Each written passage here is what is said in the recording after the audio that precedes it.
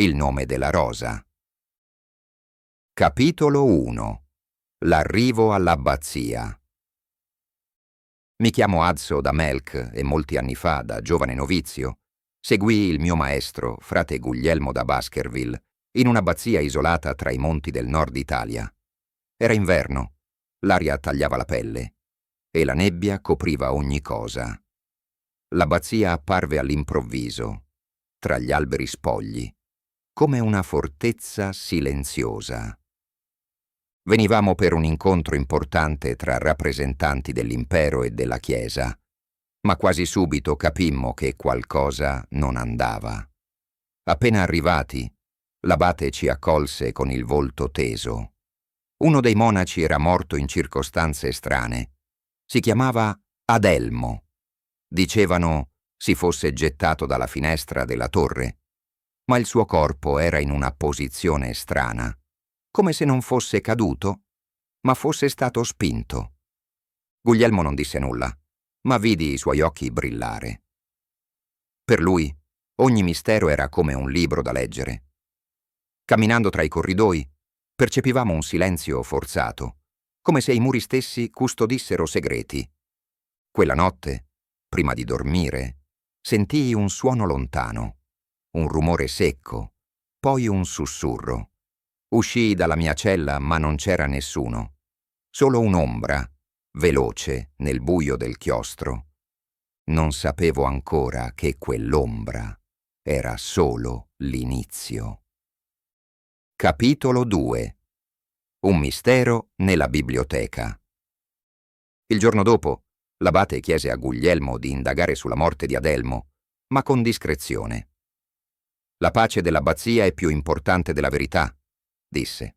Guglielmo annuì, ma io sapevo che non avrebbe ignorato la verità, qualunque fosse.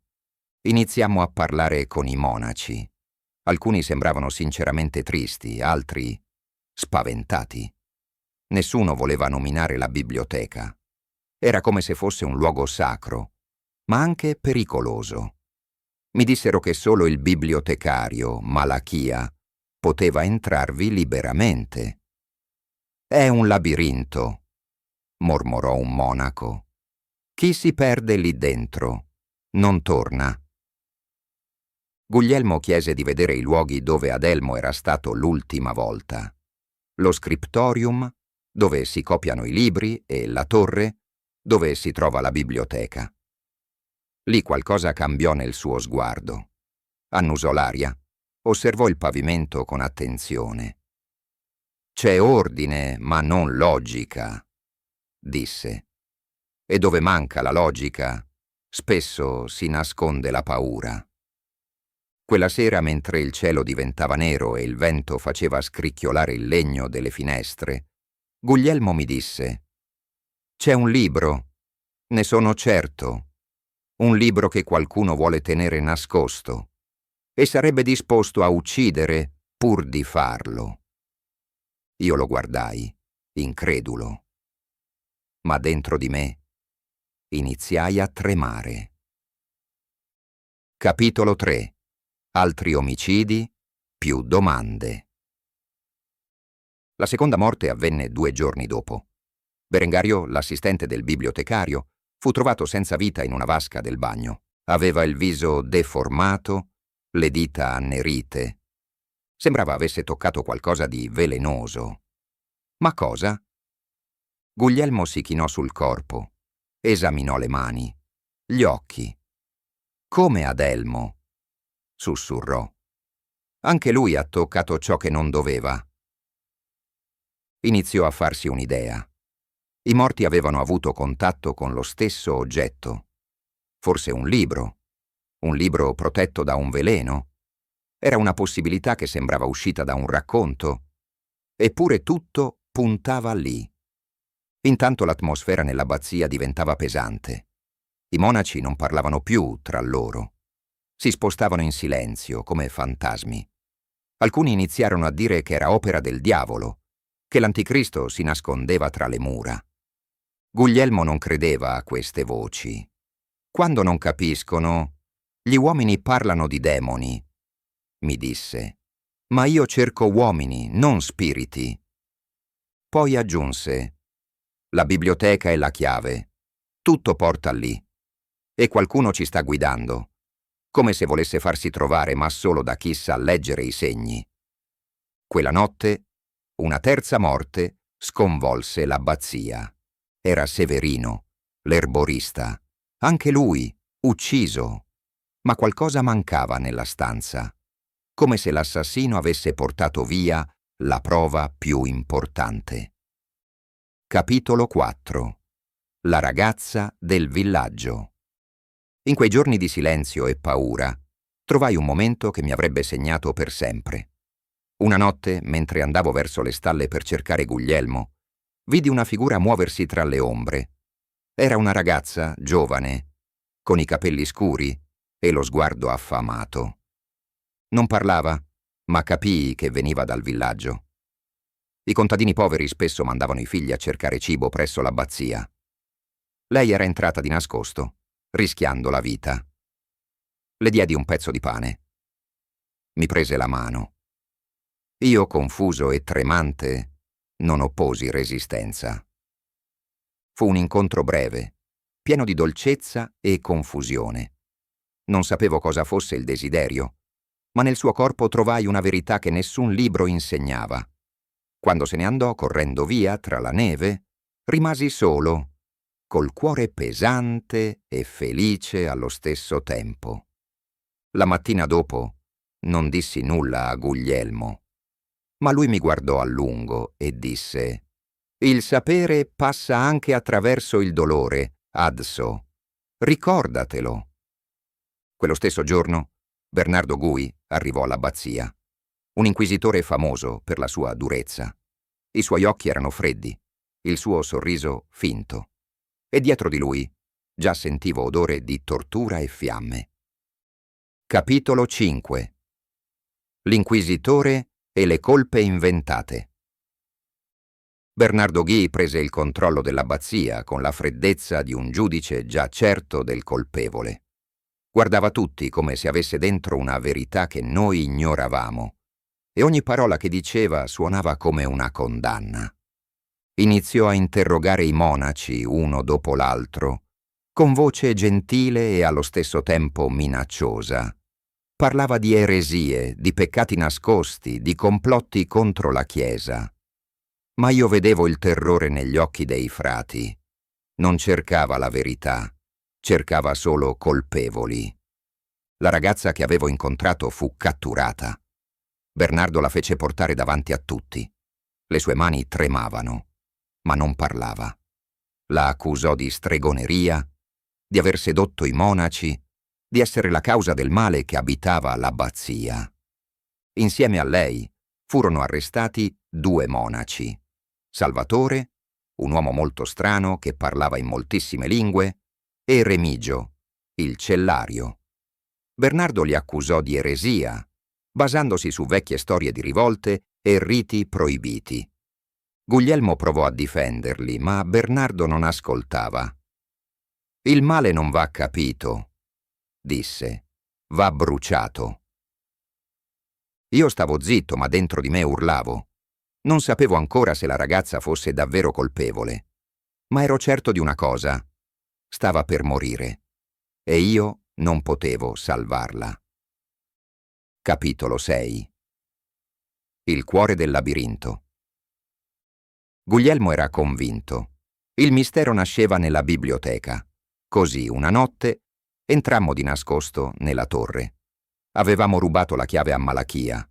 L'interno era freddo e silenzioso, come se i libri respirassero piano, per non farsi scoprire. Le pareti erano coperte di volumi antichi, scritti in lingue dimenticate. Il corridoio girava su se stesso, e ogni sala sembrava identica alla precedente. Era davvero un labirinto. Ma Guglielmo aveva osservato tutto. Le lettere sui muri, le finestre, gli odori. Seguì un ordine, un codice.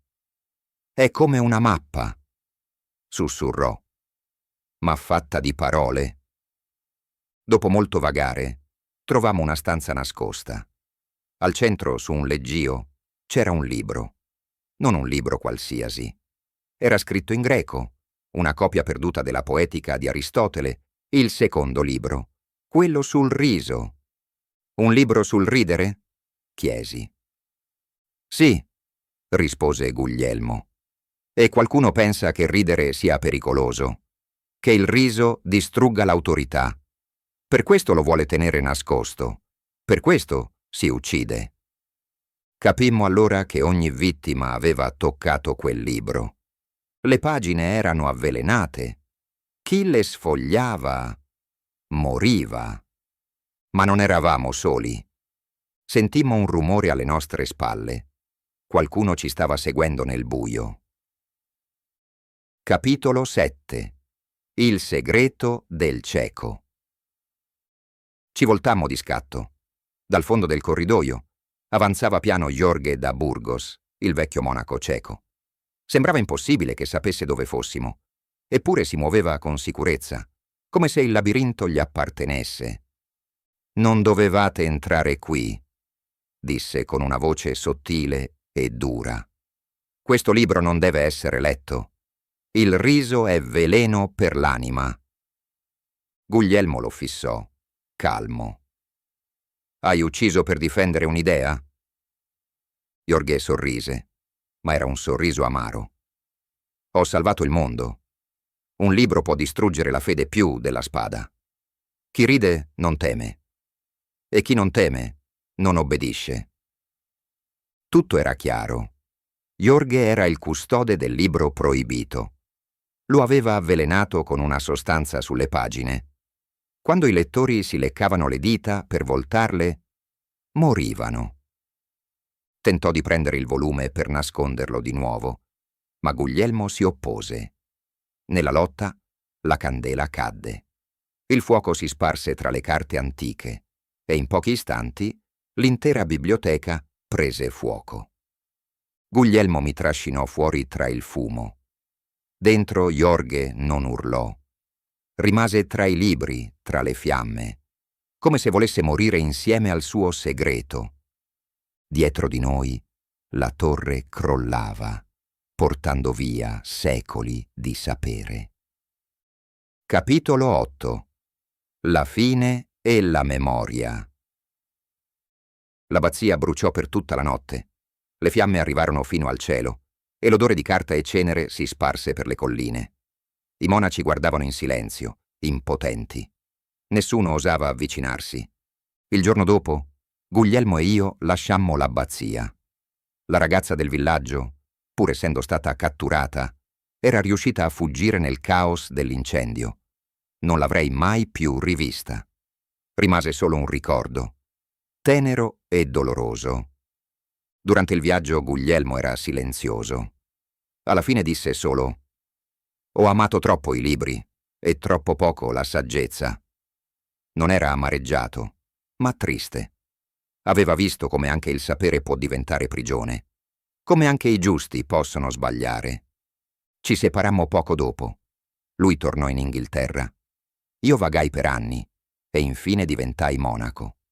Non ho più vissuto avventure come quelle, ma ogni tanto, quando sogno, cammino ancora nel labirinto, sento il profumo dei libri antichi e vedo il volto della ragazza nella neve. Scrivo queste pagine ormai vecchio, per ricordare, perché anche se tutto è andato perduto, la biblioteca, Guglielmo, lei, qualcosa vive ancora nella memoria. E forse è questo che resta alla fine. Non la verità, non le risposte, ma il ricordo di aver cercato.